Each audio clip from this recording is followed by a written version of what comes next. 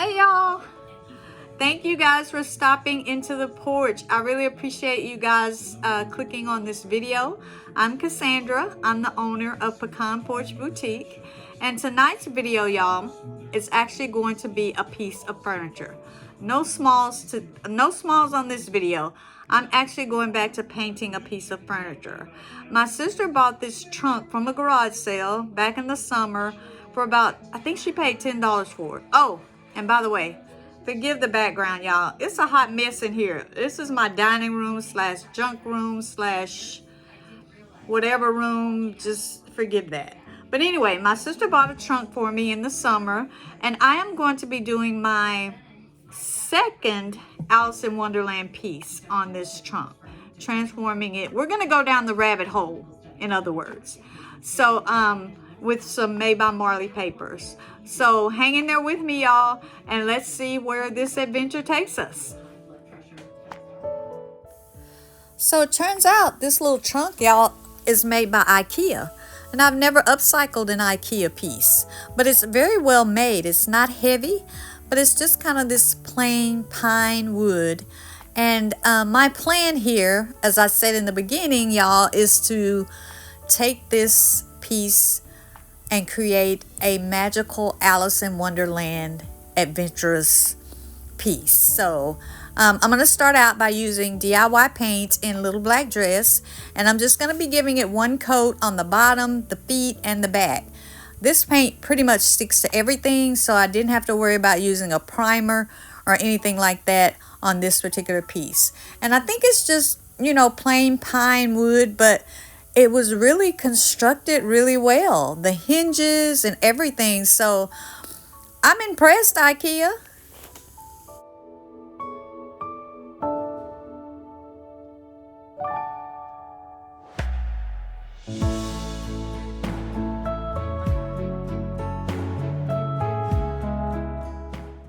All right, now we're going on a bit of a mold making marathon.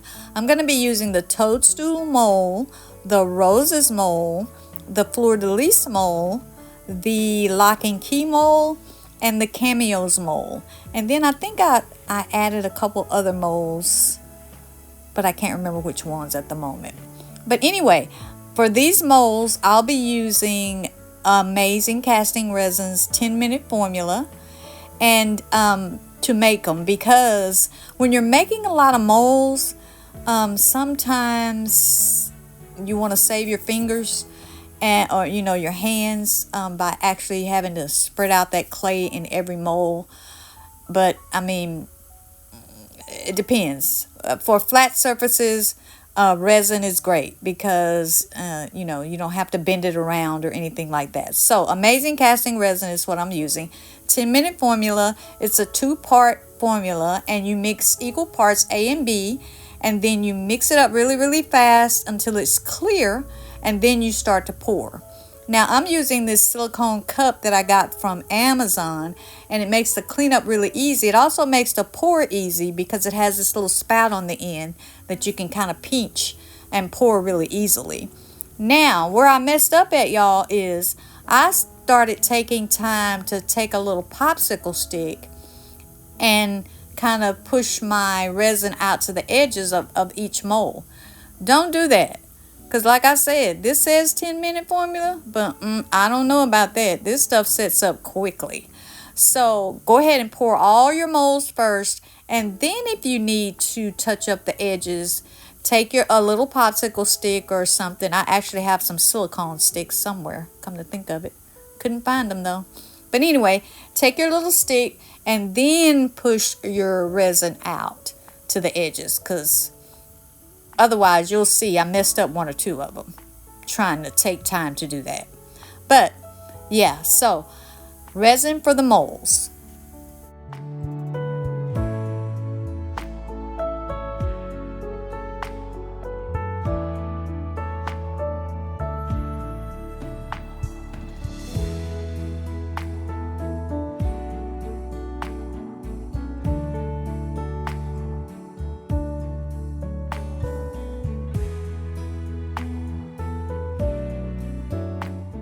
And once they are, you see that heart right there, y'all? That's the one I messed up playing around with that resin. But once they are no longer warm to the touch, you can just pop them right out of your mold. Make sure, like this little rabbit here, he wasn't like all the way hardened. So I wanted to make sure that I laid him flat. He will harden up, but make sure you lay them flat if you pull them out early. You can pull them out actually a little bit early and make them kind of pliable. And you can also hit them with a heat gun and make them a little bit more pliable. But here are all the ones that I cast with that resin. And here is my layout on the front part of my trunk. This is how I'm going to lay them all out. I'm going to be using Tight Bond Quick and Thick glue, and I'm just going to be putting the glue on the back, making sure that I get all the way to the edges, and then I'm just going to lay them back in place, kind of how I have it, how I have the layout on the front here. And y'all, the funny part is some of these I had them laid out, and then after I put the glue on them, I didn't put them back that way. It's like my mind couldn't remember how they were, so I changed them up. But anyway, for the most part, they did get laid out in the way that you see here.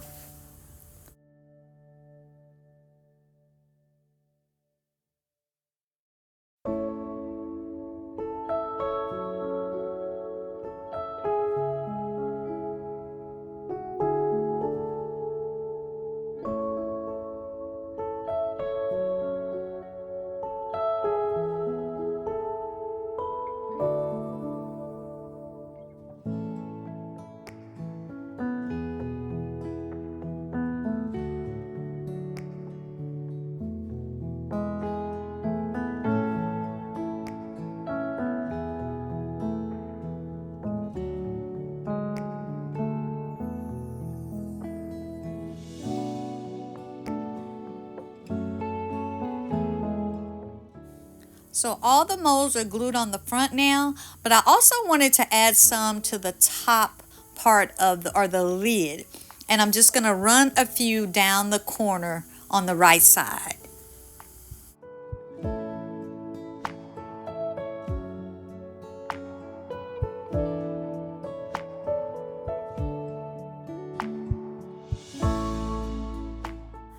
All right, y'all, now that I've got that all the molds on, glued in place, it's time for some floor exercises, which never go in my favor, by the way. Did y'all see me crawling down there?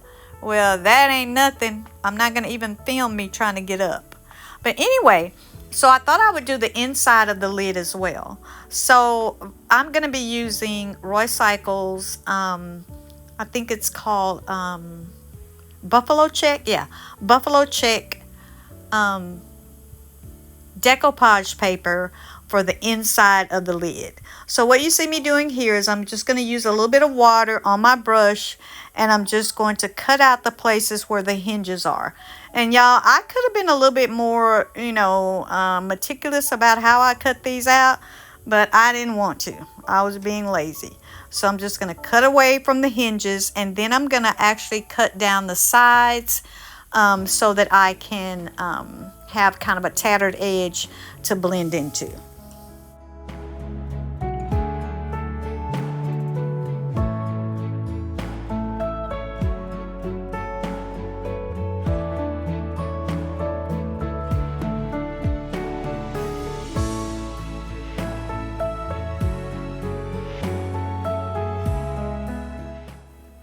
To make my decoupage paper stand out, I'm going to be using DIY's crinoline, and I'm just going to give it one coat of crinoline.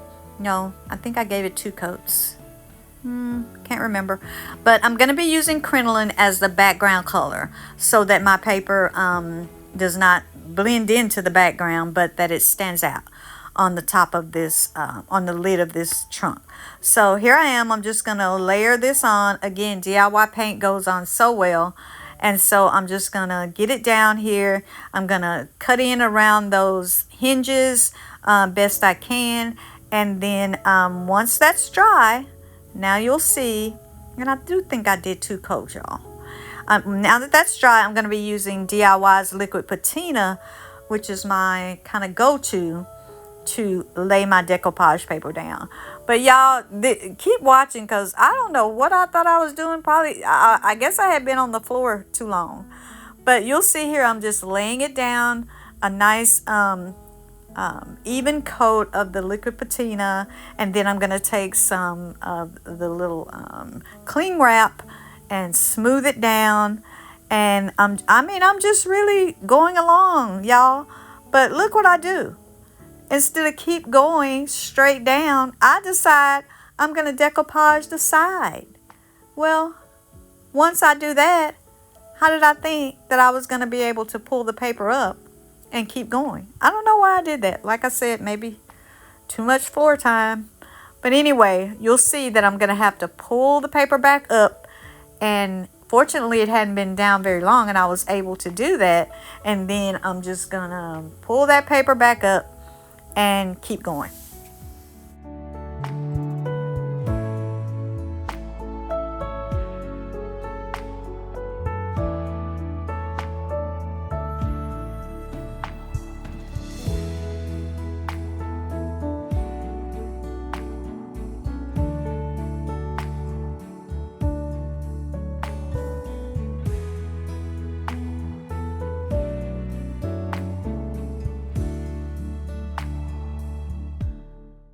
Yep, right here is where I realized that I had made a mistake.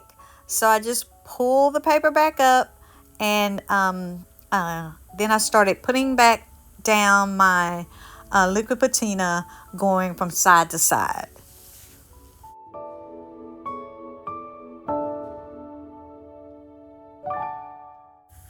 Something good to note is that when you're decoupaging your paper, take your medium and kind of start out away from your paper. So I kind of take my medium and I offload away from the paper. And then I go back to the edge of the paper and slide my brush underneath that. That way I don't have this big glob of decoupage medium up at the paper, which may show through the paper. It's just a kind of a good little tip to follow that I learned from Roy Cycle.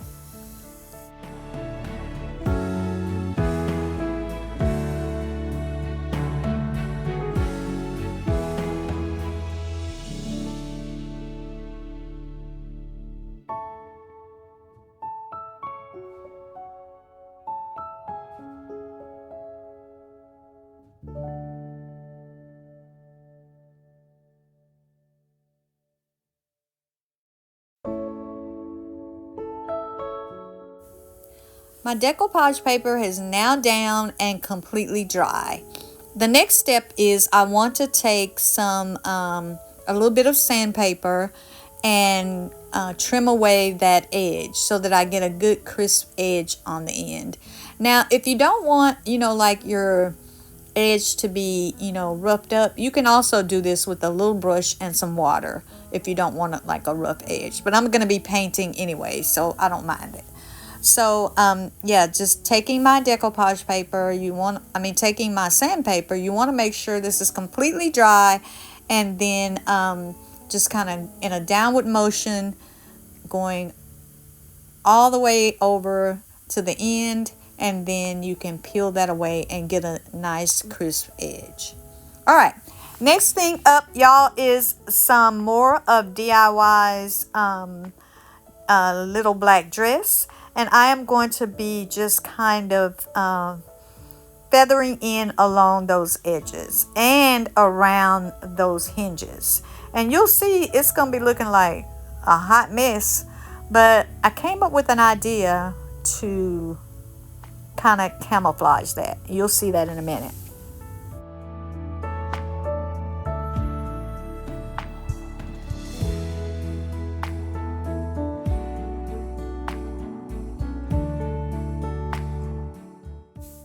Okay, so you'll see here that not only did I feather in those edges with the little black dress, but I also went around those hinges. And then I just kind of made some other little black splotches randomly along this buffalo check paper. And now I'm going to be using IOD's little mini stamp, the insignia stamp, because it has these small letters. And I thought that I would take the opportunity to write out some of the little sayings that kind of went along with Alice in Wonderland. You know, like drink me or eat me or hurry. And so that is what I've done there. All right, now y'all, it is time for the paper. So these are the papers that I'm going to be using on this particular trunk.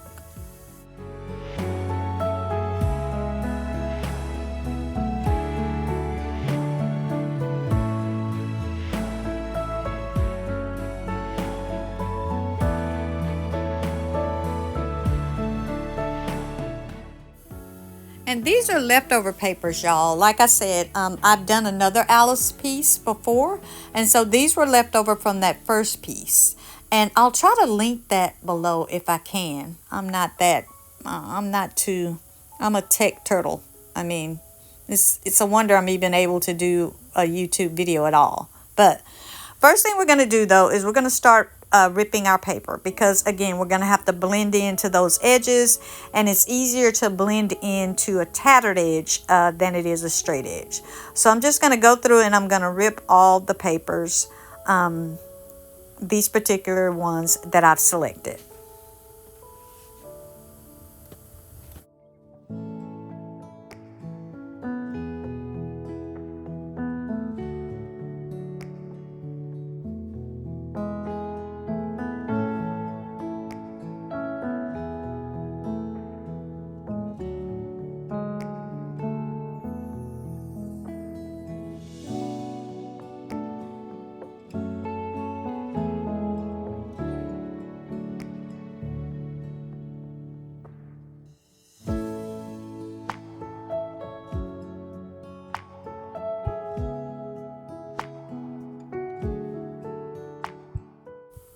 All right, now it's time to get the selected ones onto this trunk, y'all.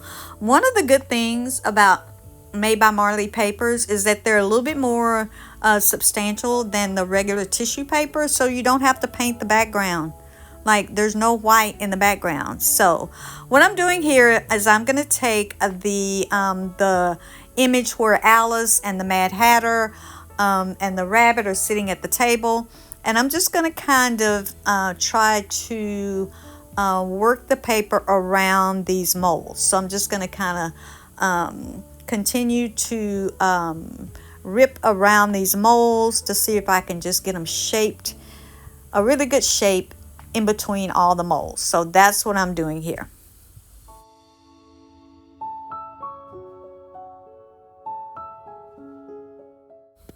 And because these papers are a little bit more substantial than the normal tissue paper, I'm going to be using Mod Podge as my decoupage medium. And so I'm just going to be putting on a liberal amount of Mod Podge and just using my fingers at the moment to just kind of pressing. I'm going to start by pressing into that crease or that little indentation first. And then I'll work my way down.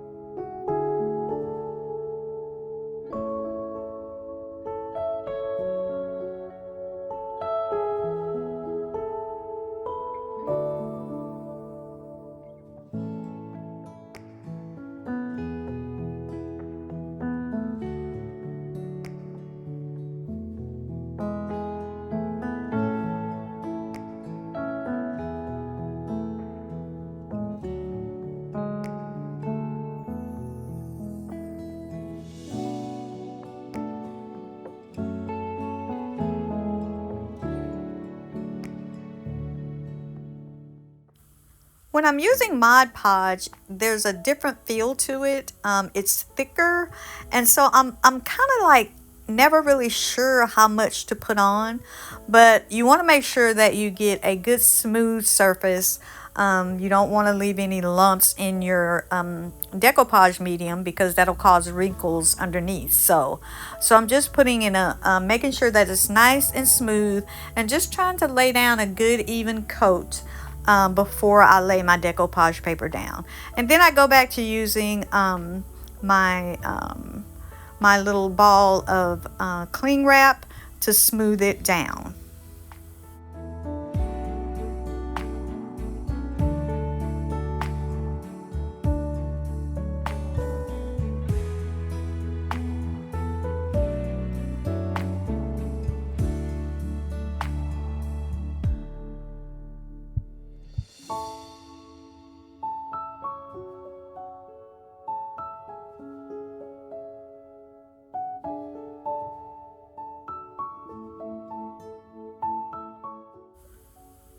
Once I get it all laid down, I'm going to add that same Mod Podge over the top.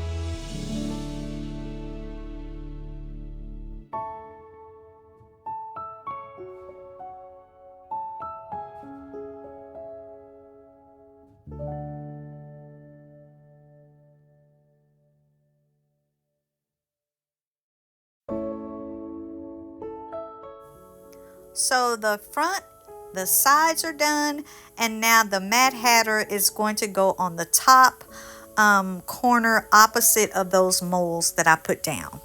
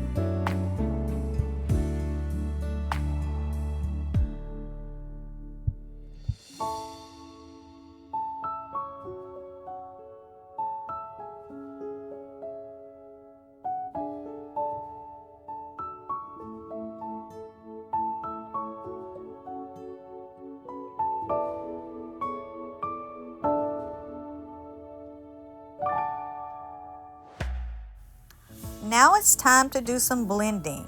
I want this middle part of the trunk where Alice is at the table to be lighter than the edges around it. So I'm going to come in with my crinoline paint again, and I am going to just start painting all over first with the crinoline.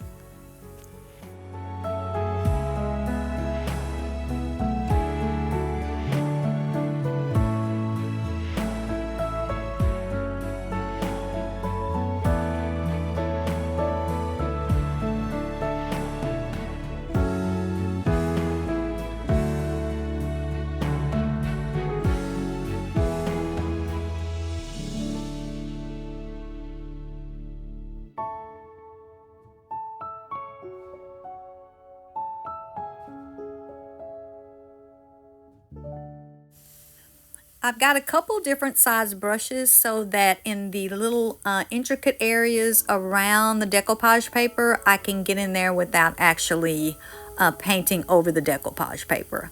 But everything is getting crinoline right now. I'm going over all the molds and everything. That is step one of the blending process that we're going to do.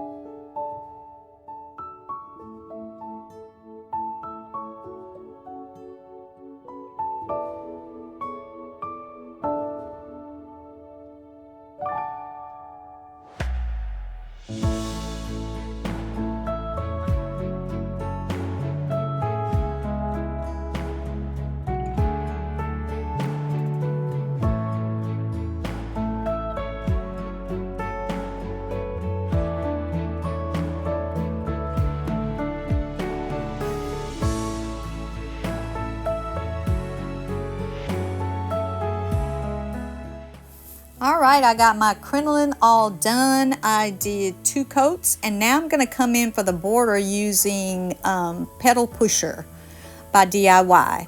In keeping with the classic blue and white Alice in Wonderland colors, I'm going to be blending in that blue into that middle white also, but keeping it mostly white with or crinoline. Crinoline is not really white. It's kind of a, I don't know, kind of a really light creamy color. But I'm going to be blending that Petal Pusher into that crinoline in the middle area and just giving a light hint of that bluish color.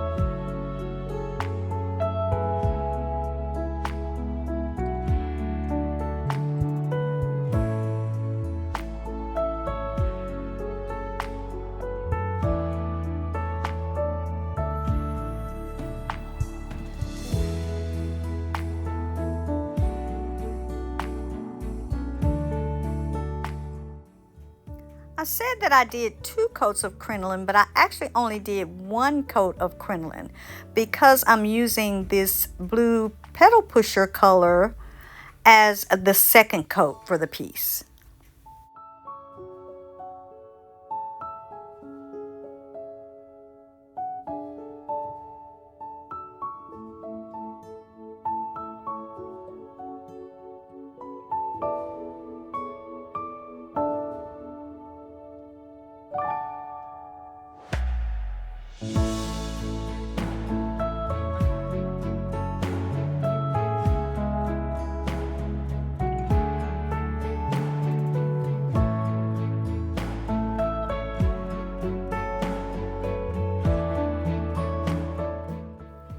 I'm blending back and forth using different size brushes, brushing on a fresh coat of that crinoline in places, and then coming in with a little bit of the petal pusher and blending that in to create this kind of soft, muted color that still stands out for this middle area of the piece.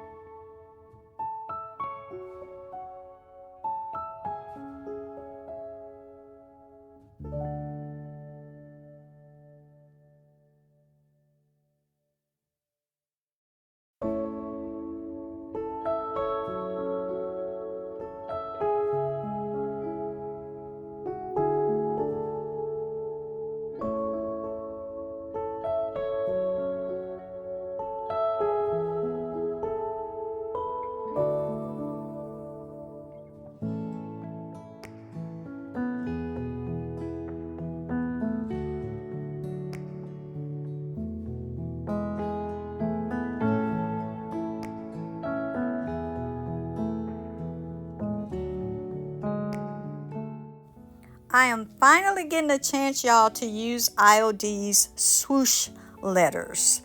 This is their cursive letters, and they're really big letters, so you have to have a space in which to use these letters because they're big.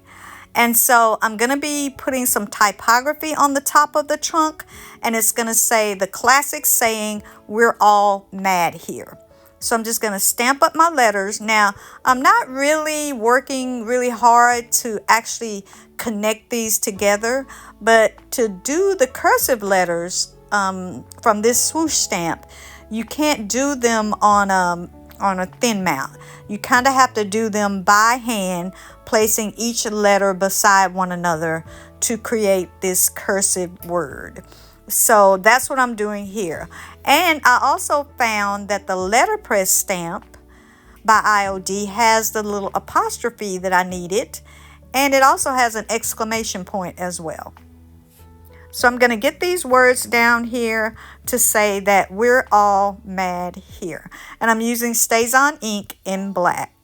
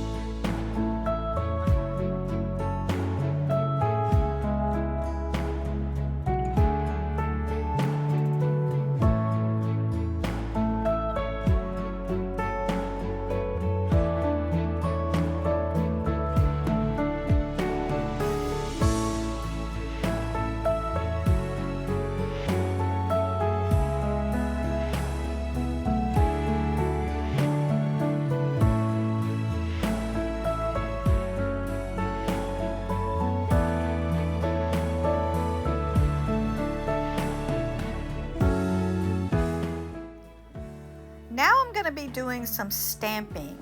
Right now I am using a piece of the Pretty in Plaid stamp by IOD. I'll be using some of the Rose Toil stamp and the Pavo stamp, all by IOD, just to add some more character and fun to this piece, to keep it adventurous. And so I will be using various stamps just to add that element of whimsy and adventure. After the stamps, I'm going to be moving on to stenciling, and I will be using this little stencil. I don't know the name of it. Here it is right here. I don't know the name of it. I don't even remember where I got it, y'all. But the whole point of this stencil is to camouflage the edges of the decoupage paper. I really don't want you to be able to tell, and I don't want it to look like I just slapped some decoupage paper on here. So I'm using some DIY little black dress again. I'm using my little makeup brush and this stencil to camouflage the edges of the decoupage paper.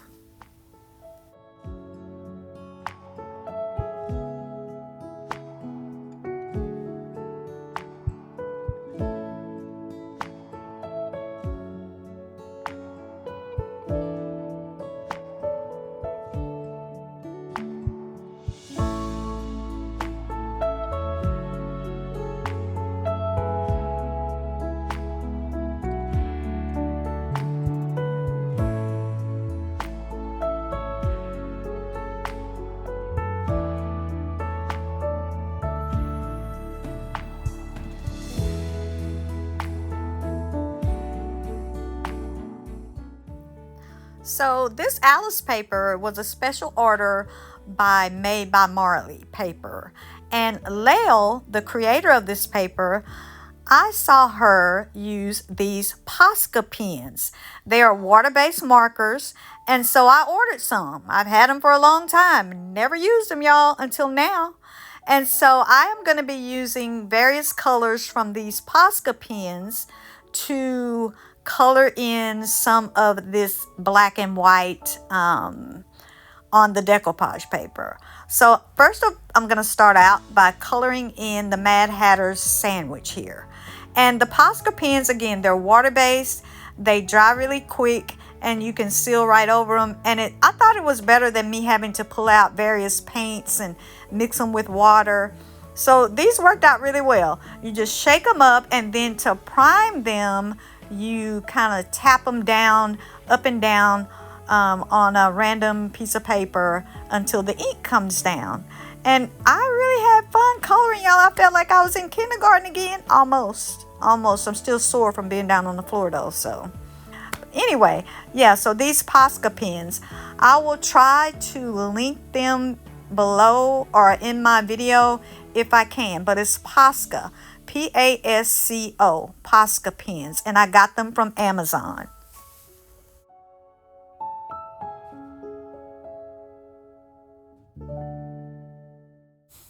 I want to take this chance to say thank you to all of you guys who watch my videos and who tune into my channel. I am so grateful and I really appreciate it.